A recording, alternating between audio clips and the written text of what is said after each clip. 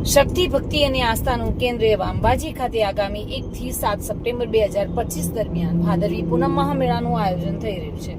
ત્યારે અરવલ્લી જિલ્લામાં પણ પદયાત્રીઓ અગવડતા ન પડે તે બદલ અનેક વિસામાઓનું આયોજન કરવામાં આવ્યું છે। દાહોદ, મહીસાગર તથા અન્ય જિલ્લાથી આવતા પદયાત્રીઓ માટે ભોજન, નાસ્તા, દવાઓ, મોબાઈલ ચાર્જિંગ વગેરેની વ્યવસ્થા પણ કરવામાં આવી રહી છે। ભારતીય જનતા પાર્ટી અરવલ્લી જિલ્લા દ્વારા મોડાસા ખાતે વિસામાનું જિલ્લા પ્રમુખ ભીખાજી ઠાકોર દ્વારા ઉદ્ઘાટન કરાયું હતું।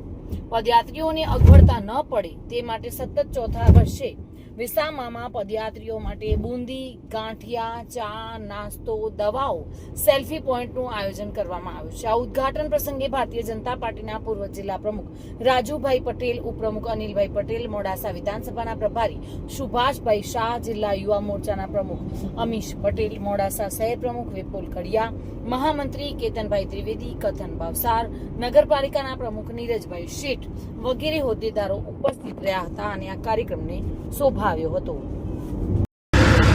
આજે ભારતીય જનતા પાર્ટી અરવલ્લી જિલ્લા દ્વારા અંબાજી જતા પદયાત્રીઓ માટે વિસામાનું આયોજન કરેલું છે। તેમાં નાસ્તો, ચા, મેડિકલની સુવિધા સાથે સેલ્ફી પોઈન્ટ અને મોબાઈલ રિચાર્જ જેવી સુવિધાઓ રાખેલ છે અને અમે આજે એની શરૂઆત કરી છે અને 6 દિવસ સુધી અમે આને કાર્યરત રાખવાના છીએ। હું માં અંબાને પ્રાર્થના કરું છું કે અંબાજી જતા તમામ પદયાત્રીઓને માં અંબા મનોકામના પૂરી કરે અને આ બધાનું કલ્યાણ કરે એવી માં જગદંબાને પ્રાર્થના કરું છું।